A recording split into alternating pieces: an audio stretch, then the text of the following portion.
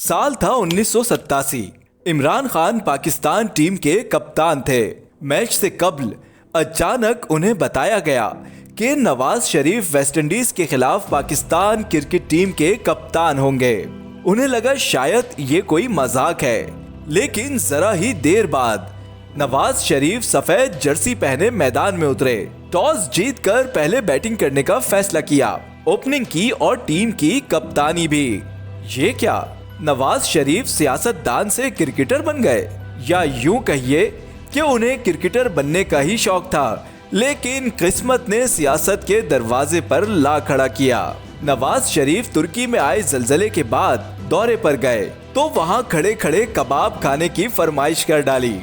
उन्हें समझाया गया कि हुजूर ये गम का मौका है, लेकिन वो ना माने।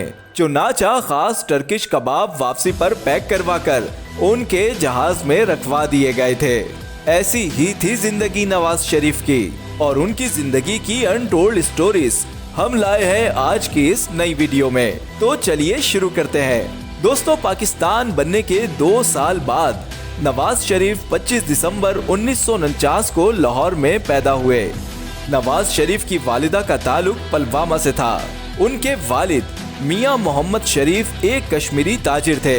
उनका ताल्लुक कश्मीर का जिला अनंतनाग से था। वहां से हिजरत करके वो जाती उम्रा अमृतसर चले गए, और जब 1947 में पाकिस्तान आजाद हुआ तो वो अमृतसर से लाहौर मुंतकिल हुए।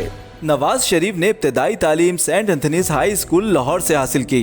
गवर्नमेंट कॉलेज लाहौर से ग्रेजुएशन करने के बाद पंजाब यूनिवर्सिटी से LLB की डिग्री हासिल की। यूं डिग्री के हिसाब से तो नवाज शरीफ को वकील होना चाहिए था, लेकिन उन्हें क्रिकेटर बनना पसंद था। उन्होंने फर्स्ट क्लास क्रिकेट खेली और खूब जमकर खेली।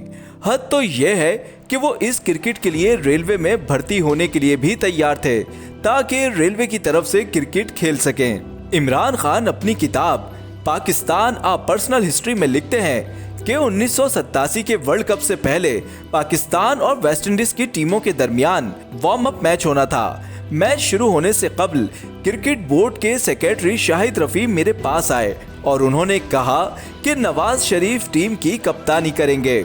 उस वक्त नवाज शरीफ पंजाब के वजीर आला थे। मुझे लगा कि शायद ये कोई मजाक है, लेकिन मेरी आंखें फटी की फटी रह गईं जब सफेद जर्सी पहने नवाज शरीफ मैदान में उतरे। उन्होंने टॉस जीतकर पहले बैटिंग करने का फैसला किया और बतौर ओपनर पहले बैटिंग भी खुद की। ये अलग बात है कि वो बगैर कोई रन बनाए ही आउट हो गए। नवाज शरीफ वजीर आला पंजाब और फिर वजीर आजम पाकिस्तान कैसे बने? कहानी की शुरुआत हुई थी जुल्फिकार अली भुट्टो के दौर में, जब नवाज शरीफ के वालिद और चचा की मेहनत से बनाई गई इंडस्ट्रीज को भुट्टो ने नेशनलाइज कर लिया था। लोहे की भट्टियों से शुरू होकर इत्तेफाक फाउंड्रीज तक पहुंचने वाला ये सफर शरीफ खानदान के लिए बहुत कठिन रहा था, और गिरते पड़ते आखिरकार इस खानदान का शुमार पाकिस्तान के 22 रईस खानदानों में होने लगा था। भुट्टो पर सोशलिज्म का भूत सवार था। उन्होंने इस 22 खानदानों को रोड पर लाने में कोई कसर न छोड़ी थी, लेकिन भुट्टो की बदकिस्मती थी या नवाज शरीफ खानदान की खुशकिस्मती। जनरल जियाउल हक ने जुल्फिकार अली भुट्टो को फांसी के फंदे पर चढ़ा दिया तो सोशलिज्म का चढ़ता हुआ सूरज भी गुरूब हुआ। शरीफ खानदान इस ताक में था कि कैसे हुकूमत से अपनी फैक्ट्रियां वापस ले और पीपल्स पार्टी को जबरदस्त सबक सिखाए। इसी दौरान नवाज शरीफ की दोस्ती गवर्नर पंजाब जनरल गुलाम जिलानी से हो गई। कहा जाता है कि नवाज शरीफ जनरल गुलाम जिलानी के आसपास ही फिरते रहते थे, यहाँ तक कि वो जनरल गुलाम को जूस भी खुद अपने हाथ से भर कर देते थे। यही करम नवाजी थी कि नवाज शरीफ 1981 के इलेक्शन में पंजाब की सूबाई काबीना के रुकन बने और फिर वजीर खजाना भी बना दिए गए। जनरल जियाउल हक पीपल्स पार्टी को हुकूमत से बिल्कुल दूर रखना चाहते थे, इसीलिए उन्होंने 1985 में गैर जमाती बुनियादों पर इंतखाबात करवाए, जिसके बाद मोहम्मद खान जुनेजो वजीर आजम और मियां मोहम्मद नवाज शरीफ वजीर आला पंजाब मुंतखब हुए। यूं पीपल्स पार्टी कहीं धूल में छुपी रह गई, जबकि नवाज शरीफ का वजीर आला हाउस से वो सफर शुरू हुआ, जो उन्हें फिर इस्लामाबाद वजीर आजम हाउस तक ले गया। मार्शल लॉ के बाद 1988 में वो दोबारा वजीर आला मुंतखब हुए, लेकिन नवाज शरीफ सिर्फ शौक के लिए वजीर आला नहीं बने, बल्कि उन्हें अवाम के दिलों पर राज करना था। इसीलिए उन्होंने वजारत मिलते ही लोगों की तरक्की और खुशहाली पर काम करना शुरू किया। वो जितना चाहते बजट लेते और जहां चाहे खर्च करते। पूरे सूबे में उन्होंने सड़कों का जाल बिछा दिया और देहातों को शहरों से मिलाने वाले रोड डलवाए। किसान तो किसान, पंजाब भर के 70% अवाम नवाज शरीफ को पसंद करने लगे। 1990 के आम इंतखाबात में नवाज शरीफ ने इस्लामी जमहूरी इत्तेहाद की सरबराही की। देखा जाए तो ये इंतखाबात बेनजीर भुट्टो की हुकूमत गिराने के बाद हो रहे थे, और ये सच है कि एस्टेब्लिशमेंट किसी तौर पर ना चाहती थी कि बेनजीर भुट्टो इख्तदार में रहें। बहुत बाद में कहीं जाकर असगर खान केस के फैसले में साबित भी हुआ कि ISI ने नवाज शरीफ के हक में नतीजा लाने के लिए लाखों रुपए की रिश्वत सियासतदानों में तकसीम की थी।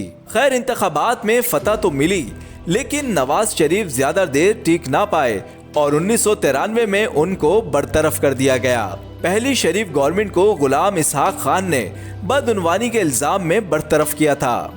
नवाज शरीफ ने सुप्रीम कोर्ट से रुजू किया। 15 जून 1993 को चीफ जस्टिस नसीम हसन शाह ने नवाज शरीफ को बहाल कर दिया।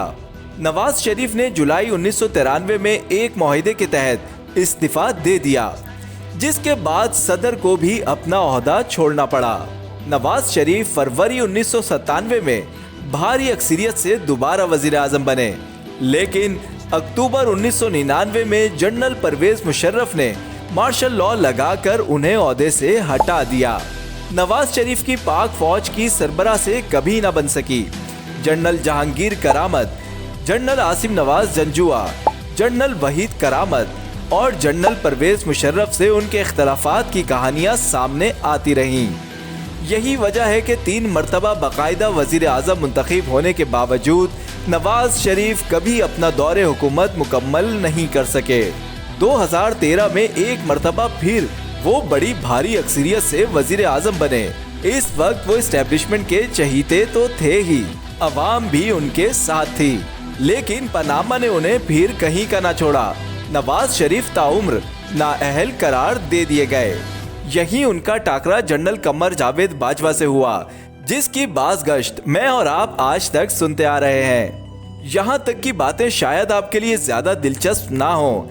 आइए आपको नवाज शरीफ की जिंदगी के कुछ छुपे हुए पहलू बताते हैं। आपको किसी भी वजीर आजम की 2-4 हंसने की तस्वीर या वीडियो जरूर इंटरनेट पर मिल जाएंगी, लेकिन मियाँ साहब की कोई खिलखिलाती तस्वीर निकाल के दिखाएं तो हम आपको माने। नवाज शरीफ के लबों पर कभी कभी तबस्सुम आता है, लेकिन मजाल है कि इसमें बेसाख्ती और खिलखिलातापन आपको नजर आ जाए। मियाँ साहब खाने के बड़े शौकीन हैं।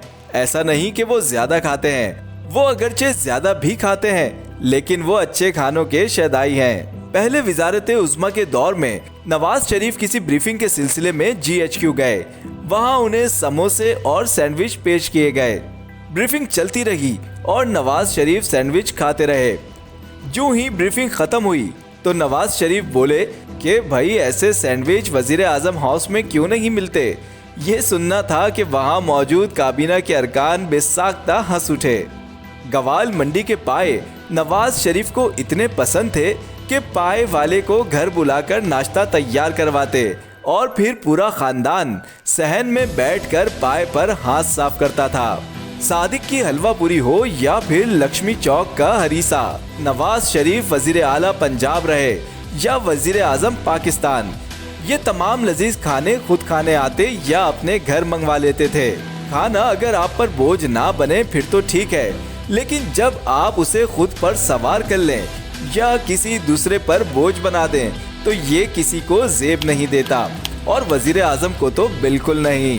तुर्की में 1997 से 1999 तक इनामुल हक पाकिस्तान के सफीर रहे हैं। वो कहते हैं कि 1999 में तुर्की में जब जलजला आया तो नवाज शरीफ ने बतौर वजीर आजम तुर्की का दौरा किया।